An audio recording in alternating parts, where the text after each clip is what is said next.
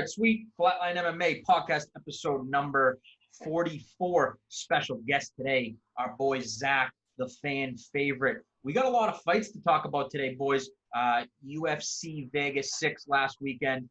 Let's just talk co-main, main. We had the co-main event, Chris Weidman. We had him taking on, let me say his name, Amari Akhmedov. Weidman, obviously, in like such a rut. I think people were kind of rooting for him to get the win there. Sloppy decision win. I think we can all agree he looked slow. Definitely wasn't his best performance, but back in the win column. And can we just all agree here? Let's just book Weidman, Rockhold 2. Whoever's chin holds up, they get some sort of trophy. We'll give him a title for being able to survive, right? You guys all in agreement with that? Yeah, I think Weidman only has another couple fights in him. Yeah. If he decides to continue fighting. So, I don't know. I think that'd be a good one for the two of them. That'd actually probably be the biggest fight that either of them could probably make at this point. Yeah. Luke obviously went on Ariel Helwani's show today and said that he's coming back. He said he's interested in the Weidman fight. So, I think if you're Dana White, that's the one that they've obviously already fought.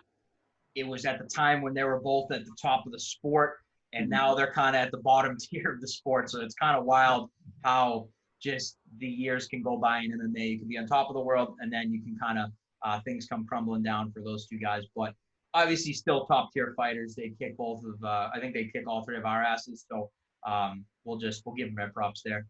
And then main event. This one was gonna be a fun one. Derek Lewis taking on Alexei Oleinik.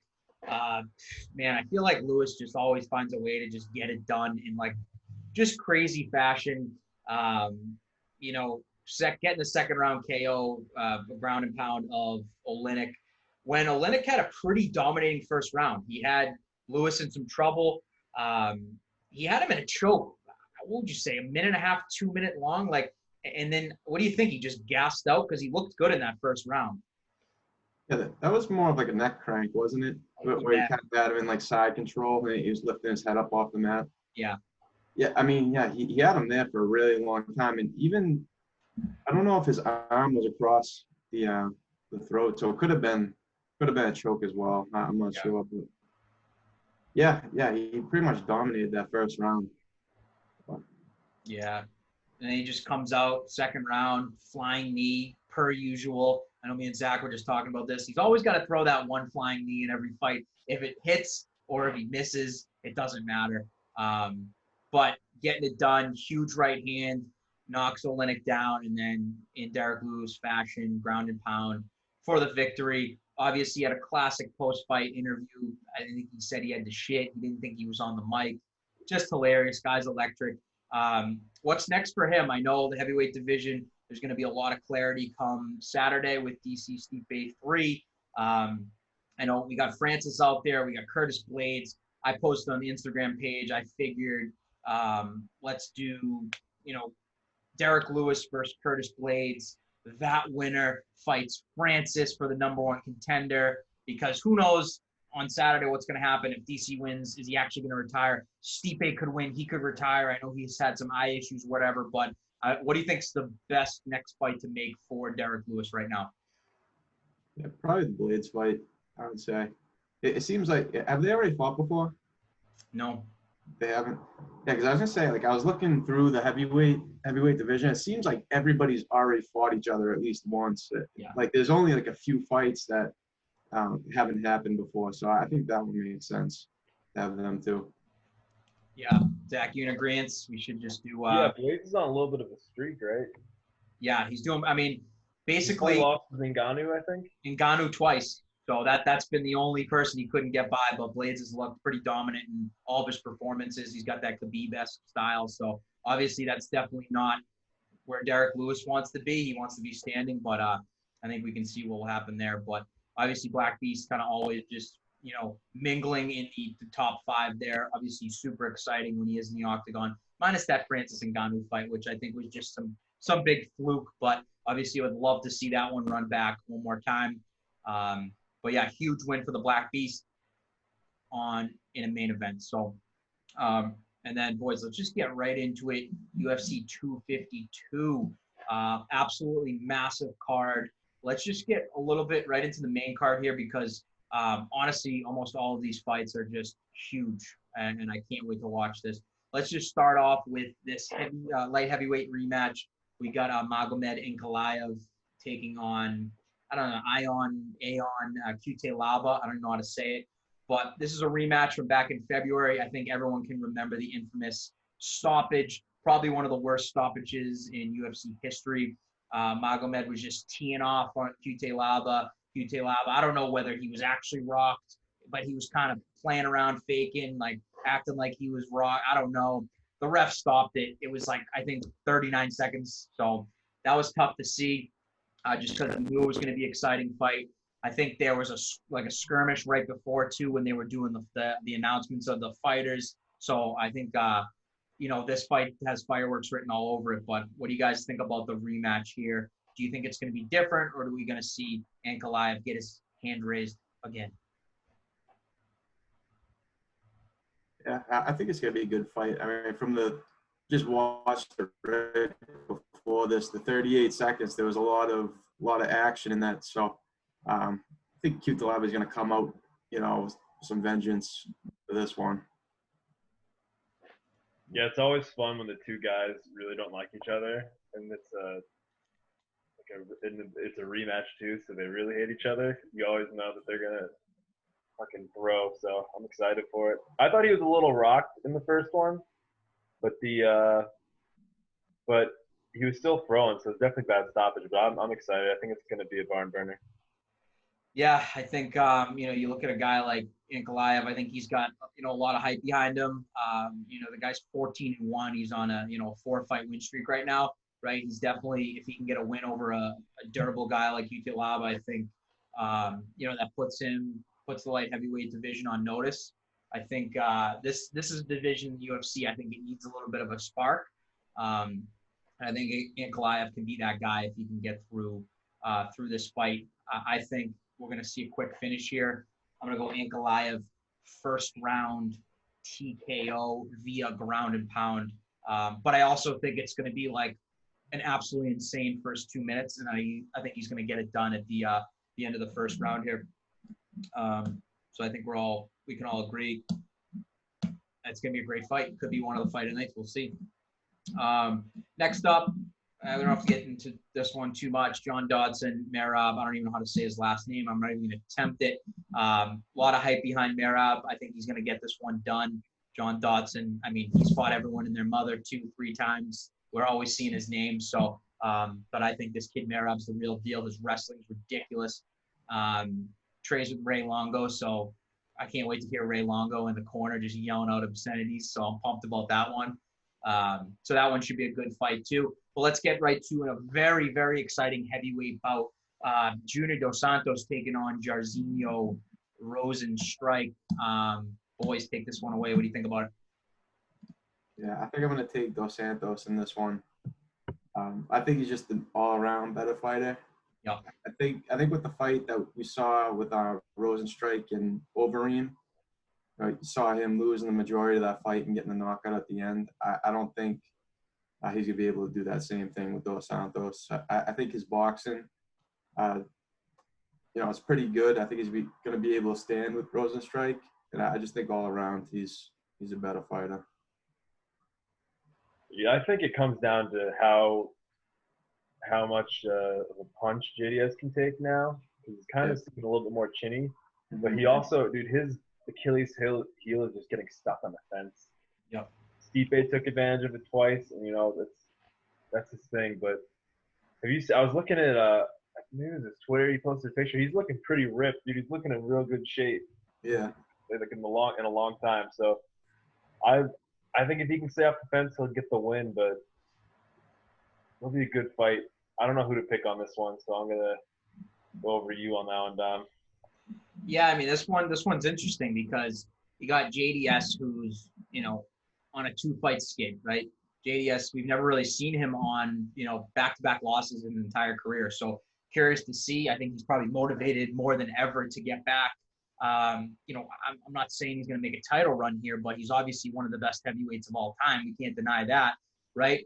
And we know he's good everywhere. And that's the thing. I think, like Zach said, his one weakness is he loves just getting up against the cage and not being able to get out of there. And I think with a guy, this is a really good fight for him, with a guy like Jairzinho, who we saw struggle really bad against Overeem. Obviously, the result there was, he blew his lip off like in the last friggin' 5 seconds of the fight. That was crazy. But I think we saw a lot of weaknesses from Jairzinho in his fight versus Overeem. And also, I think we're forgetting that he just got friggin' knocked out into the shadow realm by Francis Ngannou in 20 seconds too? How long was that fight? 20 seconds, actually. So it's tough. We'll see how he comes back with that. Maybe he might be a little timid to rush in there on a guy like JDS, who he knows has great boxing and all that stuff. So I'm going to take JDS too. I think the experience is just too much. But again, it's heavyweight, and we saw what Jairzinho can do. All he needs is a couple seconds, and he can blow your lip off. Still one of the most gruesome injuries I think I've ever seen in the sport, which was absolutely wild. But I think this is going to be a great fight. Two heavyweights who can knock you out with any punch. I'm super stoked about this one. But I think JDS is going to take this one. I'm trying to think. I'm going to go decision. I don't even think it's going to be a knockout, to be honest. I'm going to go decision. So cool. The big boys going at it here. And let's get right into the co-main event. We got a bantamweight scrap. I know a lot of people are excited about this one. You got Sugar Sean O'Malley, who in only his 5th UFC fight is co-maining a pay-per-view, which is pretty impressive. He's taken on Marlon Vera, actually known as Chito Vera. Cheeto, not like the chip, but Cheeto, you know what I mean? Boys, this is going to be a fun one, because I think this is going to answer a lot of questions for O'Malley. He's taken on a guy, Marlon Vera, who, let's just say this, really should be on a 6-fight winning streak. I think we can all agree that he did beat Song Yadong in the last fight. He got robbed there. I think we can all, say that he won that fight. And he was on a 5-fight finish streak before the Song Yadong fight. This kid's never been knocked out before. I think this is an absolutely massive test for O'Malley. Vera's good everywhere, man. He's a good wrestler, insane grappler. He has okay striking, nothing crazy. But for a guy like O'Malley, who has come out and said, hey, I just want to fight strikers right now, but he welcomes, guys that can take him to the mat. Definitely a step up in competition. I know he's not a ranked guy or anything right now, but I think this is going to answer a lot of questions for O'Malley. So what do you guys think about this fight? Yeah, this is gonna be a tough one for O'Malley. I mean, Vera's just, like you said, he hasn't been finished. He's probably gonna take him into the later rounds, and that's something that we haven't seen with O'Malley. How he's gonna deal with, being put on the mat, or going the distance in a fight, like if his gas tank holds up or something like that. So I think I'm still gonna go with O'Malley though, just because of his fighting style. It's so unique.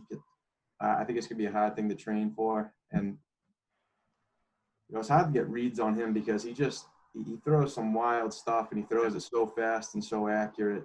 So I think I'm going to go with O'Malley on this one. Really? Yeah. All right, Zach. I'm surprised. I don't know. I mean, Chito Vera's definitely got the experience, and I think that he's got the style just to smother O'Malley.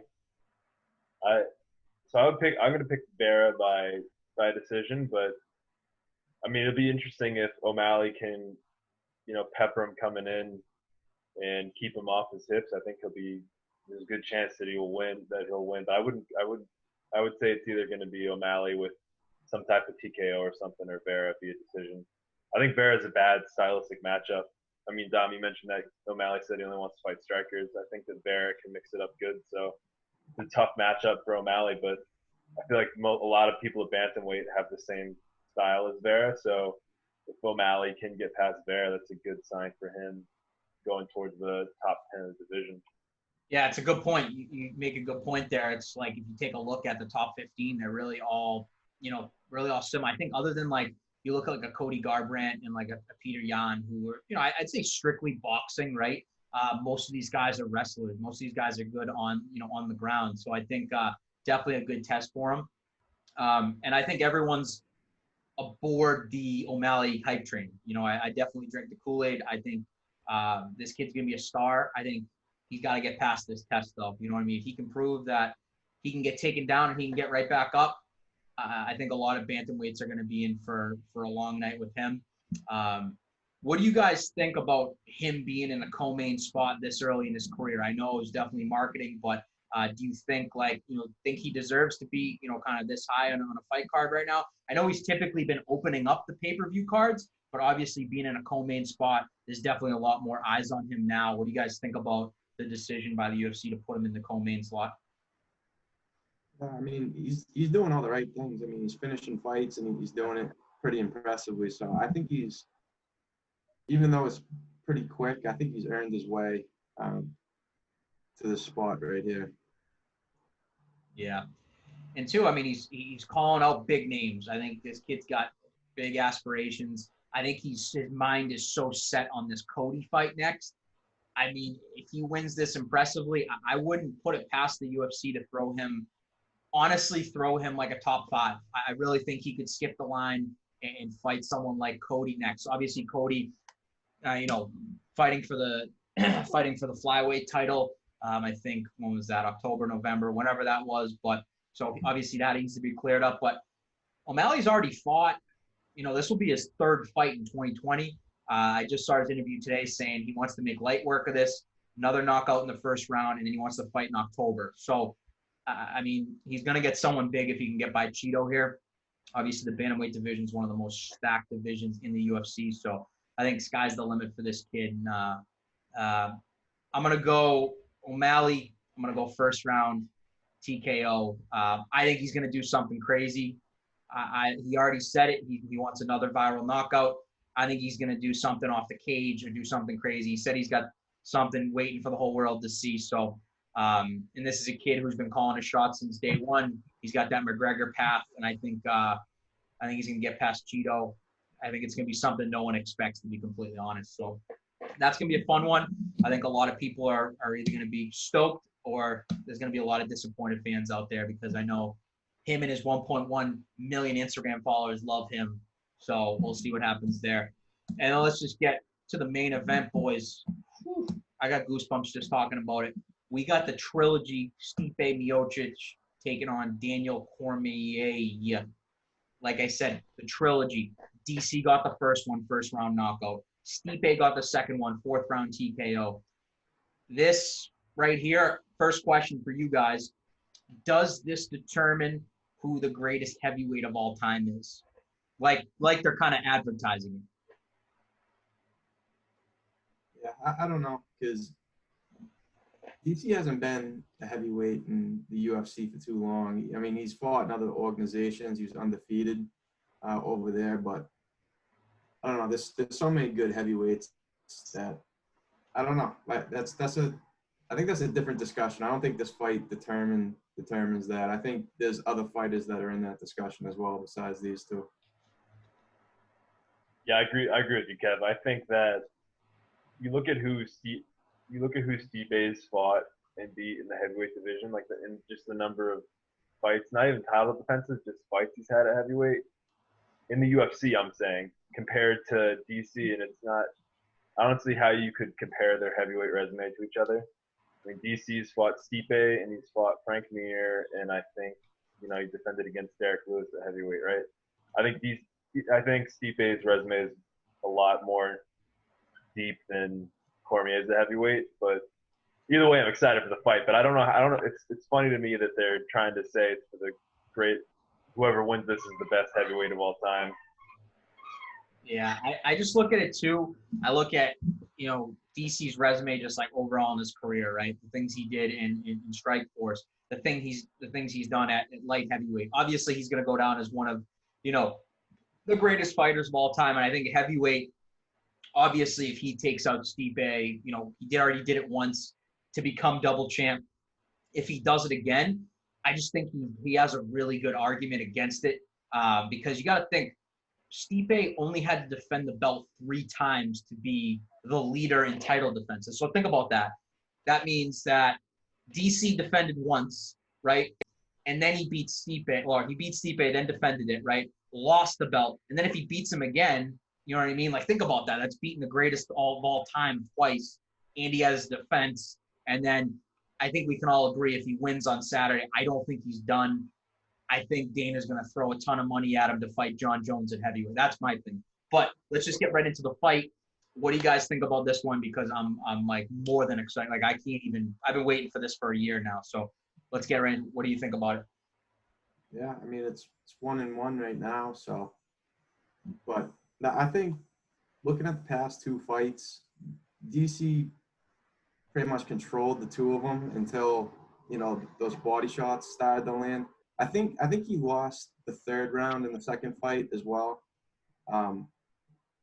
But yeah, You think he lost that round? That was close, I felt. I forget if it was the 2nd or 3rd round, but I think there was one where Stipe might have edged them out. But yeah, I think DC just there's some things like with that past fight that I just didn't understand. Like, he didn't use his wrestling too much. He had that one big takedown in the first where he picked him up, he threw him. And he was walking at him with his hands down, like almost the entire fight. He took like a ton of unnecessary shots. So I think if he can adjust those 2 things, use his wrestling more, avoid taking those shots, I think I'd have to go with DC on this one. And if he has an answer for those body shots, he took 13 of them and then didn't change up the game plan. So I don't know. I think if he can do those 3 things, he wins this fight. Yeah. It's just one of those things where, like, we're so spoiled to be able to see this fight, 3 times. Obviously, the first one, DC with, a knockout from the clinch, which I thought was like one of the craziest things ever. Stipe comes back. Honestly, looked so bad in that first round against DC. So bad. He was like a human punching bag in there. DC looked like this world-class striker. It was actually crazy. But then he just made the adjustments, man. If you watch the countdown that they just released, Stipe said it, man. He was just like, I don't know what I was doing. I was just taking everything he had. I couldn't defend. I couldn't do anything. He got back to the corner. He gained his composure, and he said, I hit him with one body shot, and I just saw it in his eye, and I said, this is over. And like Kev said, 13 body shots in a row. Like, in a row. It was like, we rewatched the other one the other night, and we were like, we counted how many. And like, the fact that he even lasted after 13 was crazy. And I think just with DC, man, especially with the smaller cage, I think we're going to just see him wrestle all day long. He said it in all his interviews leading up to this. Single leg, single leg, single leg. We're going to see, he's going to utilize his jab a lot. And I think he's just going to take down Stipe multiple times. We've seen that he can take him down. But the question also, we saw Stipe take DC down. So I think that's going to be interesting. But I think here, for legacy, everything on the line, especially if this is his last fight, I don't see how DC won't get his hand raised. But I also don't think there's going to be a finish. I think this is going to go all 5. And I think it's going to be actually a dominating performance by DC. Calling it now. Zach, what do you got? Yeah, I think Kev made a really good point when he was talking about how if you look at what did they fought for 4 rounds, 4.5 rounds now, I think. Yeah. Total. Yep. DC has definitely been like dominating almost every single minute of all those rounds. So it's hard to pick against him. I was shocked the first time that he knocked Stipe out. I wrote him off in that fight. He was moving up to heavyweight after a long time, and Stipe had been so impressive. So, but then you just look at the last. He's won every round, so it's hard for me to pick against him. I don't think he's gonna go wrestling heavy. I don't think he has to. I mean, he's done so well on the feet against Stipe. Whatever it is about the stylistic matchup, He does plenty of work in the feet. He might mix it up more this time, which I think would be better for him. But I think it's going to be similar to how the last two played out in terms of the wrestling and striking put together. But yeah, I'm gonna go with Cormier. Yeah, it's gonna be interesting, man. There's a lot on the line because especially with DC saying that this is his last fight, brings you to my next question. Do you guys actually think he's gonna retire, or do you think if he wins this, we're gonna see him versus Jones trilogy at heavyweight?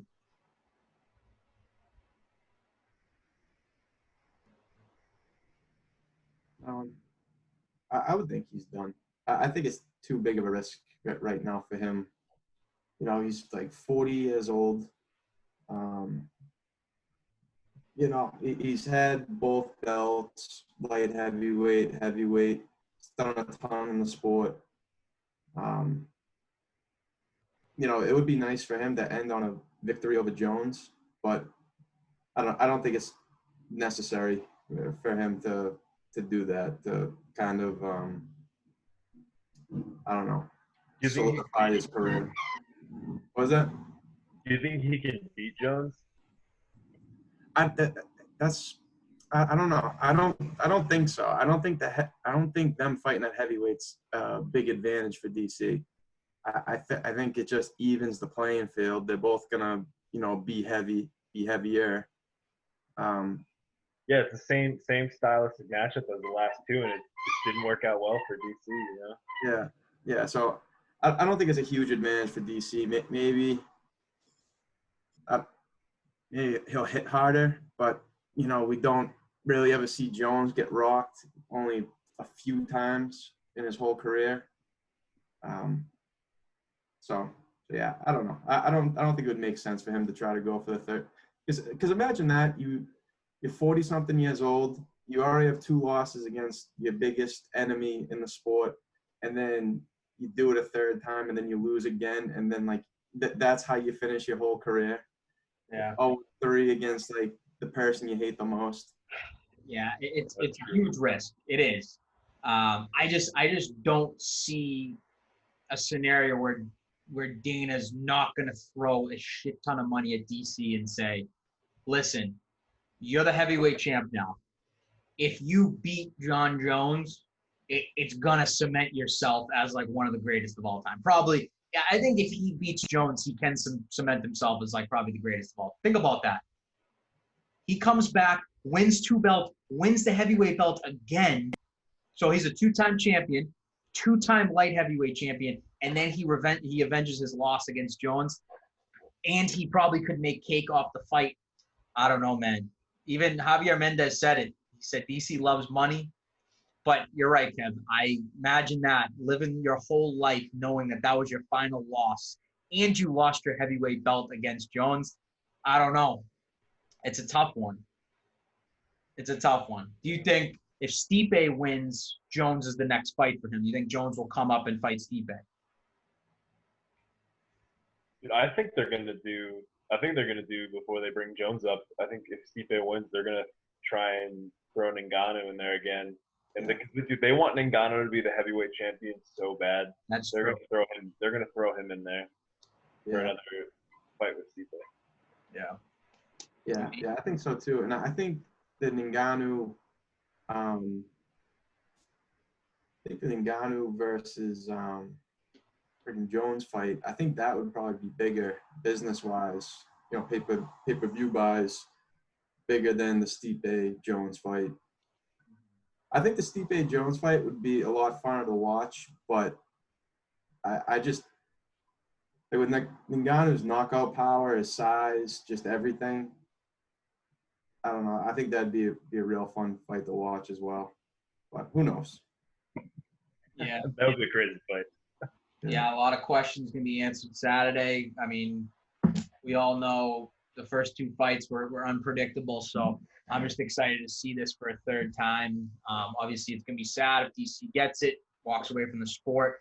I think now if DC wins, right, and he walks away, you think do you just throw Stipe back in with Ngannou and do that for the vacant belt, or do you let like Lewis fight Ngannou? Like, do you know what I mean? Because it's going to be kind of weird if say Stipe gets knocked out or he gets dominated 5-round decision. Do you throw him back in there for a vacant title if DC walks away? That's, I think, the biggest question right now. Yeah, dude, it puts Stipe in a shitty position for sure. I think they'll do what they did with, same thing they did with Aldo, and then they did it at bantamweight. They just they just threw him in for another title fight, and if he wins, he wins. If he loses, he loses. So I think what they would do is they would do Stipe versus Ngannou. They're going to do Stipe versus Ngannou too, either way, I think. Yeah. Yeah, I guess it kind of depends on what type of shape Stipe comes out of this fight. And I don't think they're going to want to leave that division with a vacant title for too long. So I wouldn't put it past the UFC to just do like an Ngannou Lewis fight or something like that, just so that there's a champion immediately. Because I think that brings a lot of eyes to the fights as well, just having a belt on the line. Yeah, and if they get it vacant for an extended amount of time, they're kind of just not losing money, but they're leaving money on the table. Yeah, exactly. No, I agree. Again, a lot of questions going to be answered. Super stoked. UFC 252, one of the, obviously biggest cards of the year. So pumped about that one. This is, again, in the UFC Apex with the smaller cage. So all the wrestlers on the card are probably pumped about it. The smaller cage, less room to run, less room to strike. So stoked about this one. So many good fights. So many questions are going to be answered from fighters, from hype trains, from champions, from ex-champions, anything. So pumped about this one, boys. And then really, really early predictions on this one just because it just got announced like 10 minutes ago. Woodley, Colby Covington, I believe October. I forget what the date. I just saw it really quick. Who do you guys got on that one? Really early predictions. I'm going to go Colby. That was quick. That was quick. I think his pace is too tough to keep up with. And, Woodley's explosive, but, like, I think Colby's volume is just going to kind of smother him. So I'm going to go Colby on that one, probably decision. I concur with Kev. Same reason. I think Woodley's just going to get smothered against the fence again. Yeah. Yeah, it'll kind of be like third time in a row. Yeah, exactly. I don't know. See, I want to agree with you guys, but I also think that Woodley took this fight for a reason. Think about it. He could have just rode off in the sunset, not take this fight because of his last 3 performances.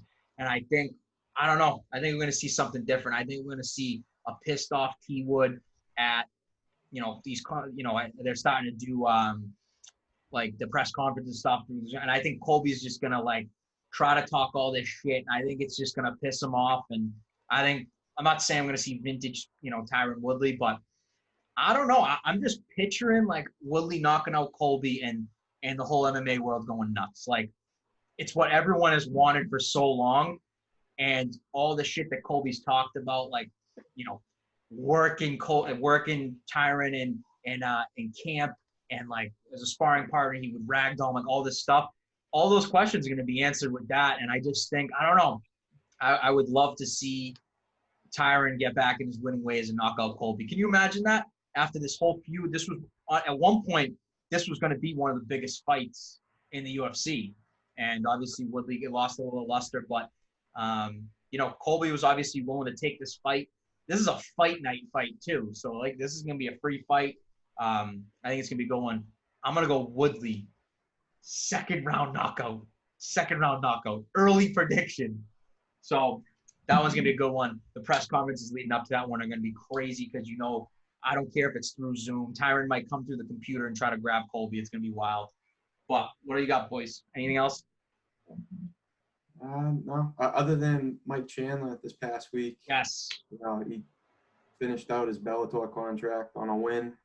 So we could definitely see him in the UFC in the future. Who knows? quick predictions, obviously after that quick work on Friday night. Do you guys see him actually being in the UFC, or do you think like a one or someone like that's just going to pay him absurd amount of money? Because we know Dana and Chandler's obviously, a little bit older.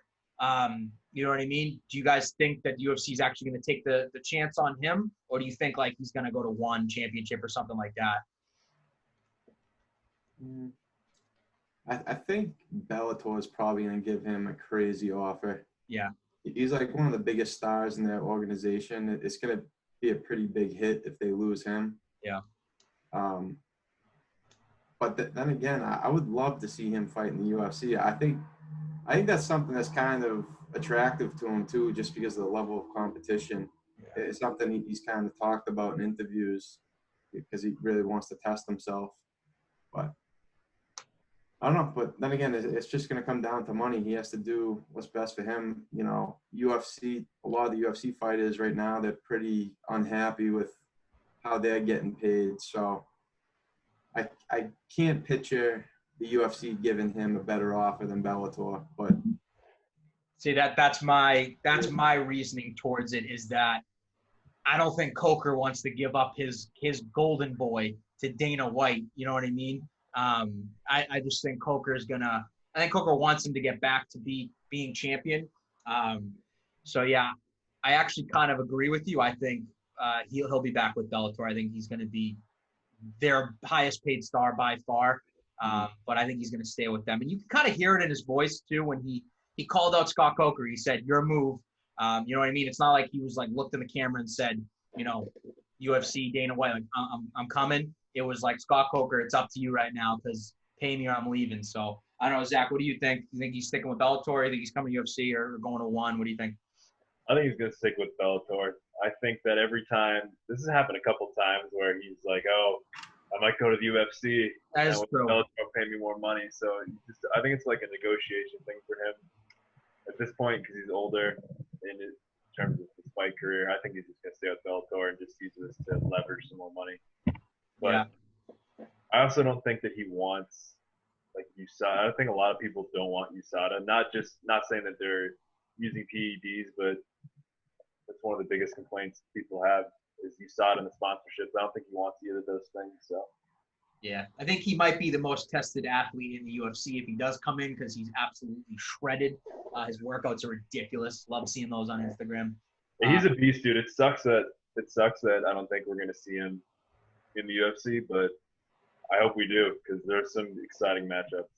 Yeah, we ended up putting out a tweet Friday night. We had a lot of good responses. A lot of people were getting a little out of hand, saying Gaethje, saying Dustin, saying Tony. I don't think I'd throw him to the fire like that. I think, still obviously give him a top 10. I'd probably go, maybe Hooker, someone like that, because I think it'd be a fun fight. But, a lot of people were saying that I don't even think he could beat a top 5 guy, which when it's so tough to say. But then again, he obviously had absolute wars with Eddie Alvarez in Eddie Alvarez's prime. So I don't think a lot of people can say that. I think he's one of the most dangerous lightweights on planet Earth.